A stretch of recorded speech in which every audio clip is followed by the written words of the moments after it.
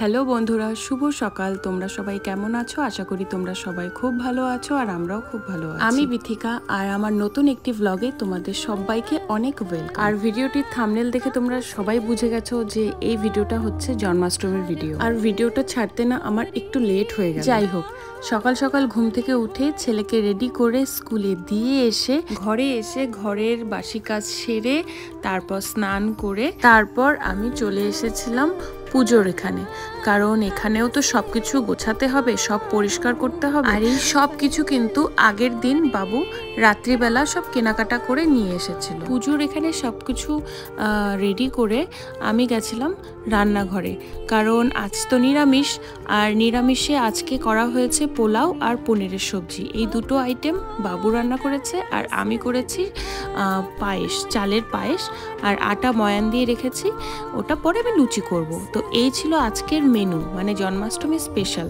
কিন্তু ব্যাপার হচ্ছে আমাদের তো নিরামিষ রান্নাঘর নেই, মানে নিরামিষ ঠাকুরঘর নেই, যার জন্য আমি এই ওভেনে ঠাকুরকে কোনো কিছু রান্না করে দেই। আমি মিষ্টি, ফলমূল, নৈবেদ্য এগুলো দিয়েই কিন্তু সবসময় পুজো। আর আমি এখানে যে পুজোই করি সেই পুজো কিন্তু বাড়িতেও কিন্তু হচ্ছে, মানে বাড়িতে যা যা পুজো হচ্ছে আমিও কিন্তু এখানে সেই পুজোগুলোই করছি। আর বাড়িতে নিরামিষ আমিষ দু রকমেরই রান্নাঘর আছে, তাই ভোগ দিতে ওখানে কোনো অসুবিধা হয় না। আর আমার এখানে যেহেতু নেই, তাই আমি ফলমূল দিয়েই কিন্তু এখানে ভোগ নিবেদন করি। আর আমি কিন্তু প্রতিদিন হনুমান চালিসা পাঠ করি। আর আমি ভাবছি বাবাই তো এখনো আসেনি স্কুল থেকে, তো সবকিছু তো গোছানো হয়ে গেছে, তাহলে আমি হনুমান চালিসাটা পাঠ করে নিই, তারপর বাবাই এলে পুজো দেব। আর এখানে কিন্তু দেখো আমি সব গুছিয়ে নিয়েছি, নৈবেদ্য, ফল, তারপরে চকলেট, লাড্ডু, মিষ্টি, এখানে আছে শ্রীখণ্ড, ফলমূল কেটে দিয়েছি, আর দিয়েছি দই, খই, চিড়ে, শ্রীখণ্ড, গুড়, সন্দেশ। আর আজ কিন্তু আমার টিভিতে সারাটা দিন চলছিল শ্রীকৃষ্ণের অষ্টশতনাম, আর এই অষ্টশতনাম চলছিল বলেই কিন্তু ঘরটা আরও বেশ ভালো লাগছিল। কি যে সুন্দর লাগছিল দেখতে পুজোর জায়গাটা, মানে কি বলবো, চোখ ফেরাতে পারছিলাম না। আমি বসে থেকে শুধু দেখেই যাচ্ছি আর দেখেই যাচ্ছি। আর এদিকে তো সব গোছানো কমপ্লিট হয়ে গেছে, আর আমার রান্নাঘরেও সব কিছু কমপ্লিট হয়ে গেছে, রান্না করা আর পুজোর এখানেও গোছানো কমপ্লিট। এখন আমি বসে আছি, ডুগ্গু আসবে, ওকে রেডি করাবো আর আমরা সবাই মিলে পুজোতে বসবো। এরপর ডুগ্গু চলে এসে স্কুল থেকে, ওকে স্নান ধান করিয়ে একদম রেডি করিয়ে নিয়ে চলে এসেছি। আর এবারে না ওকে কোনো কিছু সাজাইনি, প্রতিবারই সাজাই, বাট এবার কিছু সাজাইনি, সারাটা দিন খুব ক্লান্ত, তাই এবারে আর কোনো কিছু সাজানো হয়নি, তাই তাড়াতাড়ি করে পুজোতে বসে পড়েছি। এখন ডুগ্গু আর ডুগ্গুর বাবা গোপাল ঠাকুরকে স্নান করাবে।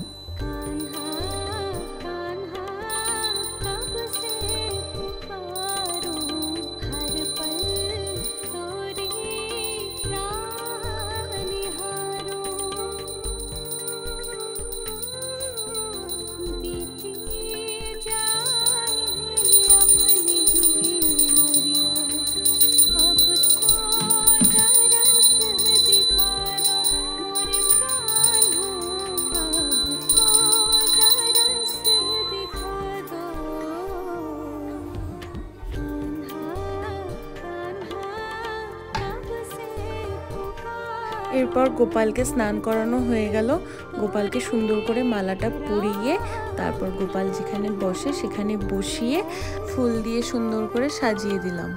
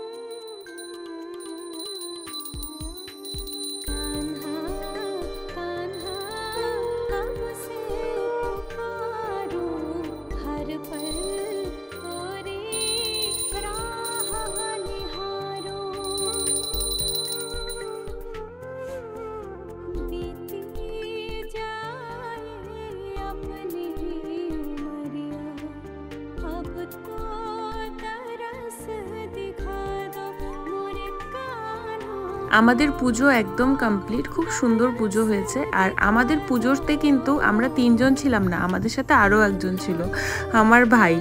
ও কিন্তু ভিডিও কলিংয়ে পুরো পুজোটাতে ছিল। ইন্ডিয়াতে তখন রাত্রি অনেক বাজে, মানে 1:30-2টোর মতন বাজে। তো ও জাগনা ছিল আর ও দেখছিল। তো আমি বলছি চল তোকেও আমরা ভিডিওতে নিয়ে নিই, তাই ওকেও একটু ভিডিওতে করে নিয়ে নিলাম। আর আমি তারপরে এই যে খই দই এগুলো সব মেখে নিচ্ছিলাম, নৈবেদ্য মেখে নিচ্ছিলাম, কারণ নৈবেদ্য খেয়েই তো উপোসটা ভাঙবো।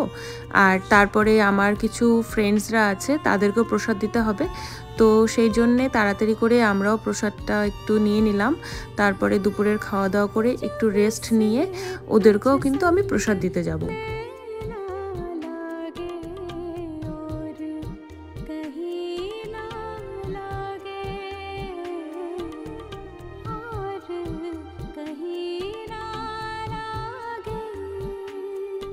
বাবাই, আমি, বাবু 3 জনে মিলে আমরা প্রসাদ নিয়ে নিলাম। আর প্রসাদ নিয়ে তারপরে আবার দুপুরের খাওয়া দাওয়া। তো 3-4টা লুচি ভেজে নিলাম, আর লুচি দিয়ে পায়েস দিয়ে তারপরে পোলাও পনির এগুলো দিয়ে আমরা দুপুরের খাওয়া দাওয়াটা কমপ্লিট করলাম। আর কমপ্লিট করার পরে একটু রেস্ট নিয়ে তারপরে ওই যে বন্ধু বান্ধবদের জন্য আবার প্যাকিং করতে হবে প্রসাদ। আমি বাবুকে বললাম যে সবজি দিয়ে একটু লুচি দিয়ে খেয়ে দেখো, দারুণ লাগছে। বলছে না আমি খেয়েছি, আমি পায়েস দিয়ে খেয়েছি, আমি সবজি দিয়ে খাবো না। এদিকে বাবাই দেখে বলছে বা আমাকে দাও, আমি খেয়ে নিই। তো বাবাইকে দিলাম, বাবাই পুরোটা খেয়ে নিয়েছে। আর আমরা খাওয়া দাওয়া করে তারপরে এই যে প্যাকিং শুরু করব।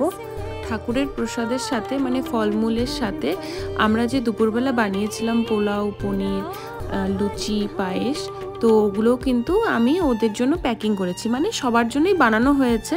তো সেইভাবেই বানানো হয়েছিল, তো সেভাবেই সব কিছু প্যাকিং করা হয়েছে। তারপরে আমি আর বাবু দুজনে মিলে, আমাদের সোসাইটির ভিতরেই তারা থাকে, মানে সব ফ্রেন্ডসরা থাকে, তো সবাইকে দিয়ে এলাম।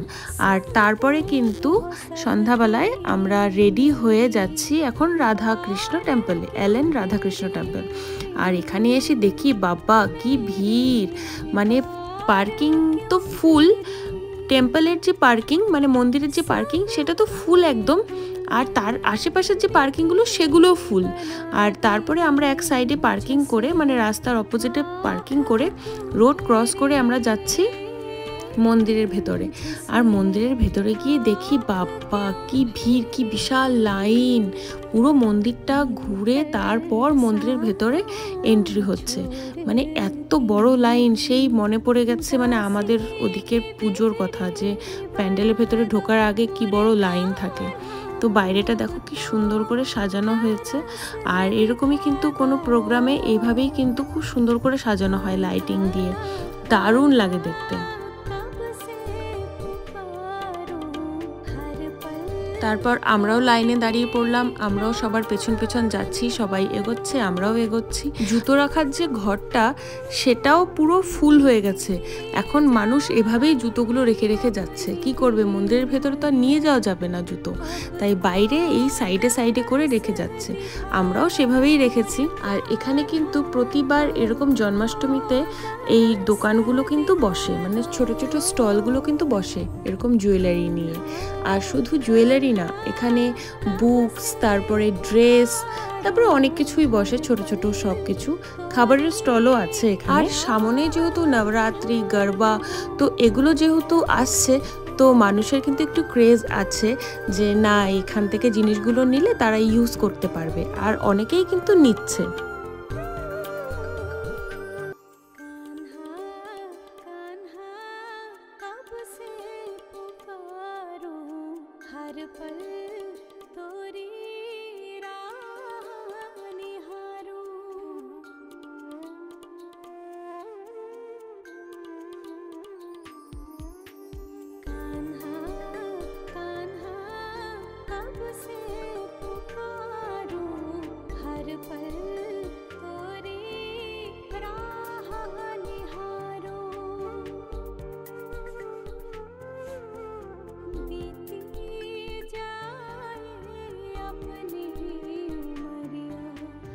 ভেতরে যে পরিমাণে ভিড় ছিল, আর এখানে কিন্তু ভেতরে ভিডিও করার কোনো অ্যালাউ নেই, তবুও আমি সবার হাতে মোবাইল অন দেখে আমি একটু সাহস করে অল্প একটু ভিডিও করে নিয়েছি। কিন্তু রাধাকৃষ্ণের ভিডিওটা আমি সেভাবে করতে পারিনি, কারণ সামনে একদম দাঁড়াতে দেয়নি, একদমই না, প্রণামই করতে দিচ্ছে না ঠিক মতন, আর ভিডিও কি করব। তারপর আমরা ভেতর থেকে বেরিয়ে এসে বাইরে চলে এলাম, আর বাইরের ভিড় দেখো, মানে ভিড় আরো উপচে পড়ছে, মানে যত রাত হচ্ছে মনে হচ্ছে আরো উপচে পড়ছে ভিড়। আমরা যেমন ছোটবেলায় ছোট ছোট মূর্তি দিয়ে এরকম সাজাতাম, আর এখানে দেখো সব বড় বড় মূর্তি দিয়ে সাজানো।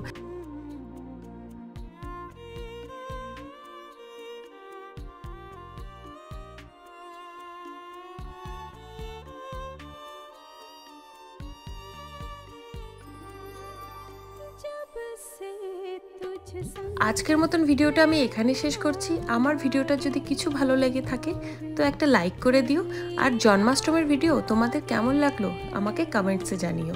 সবাই ভালো থেকো, সুস্থ থেকো, সাবধানে থেকো। চলো আজকের মতন টাটা।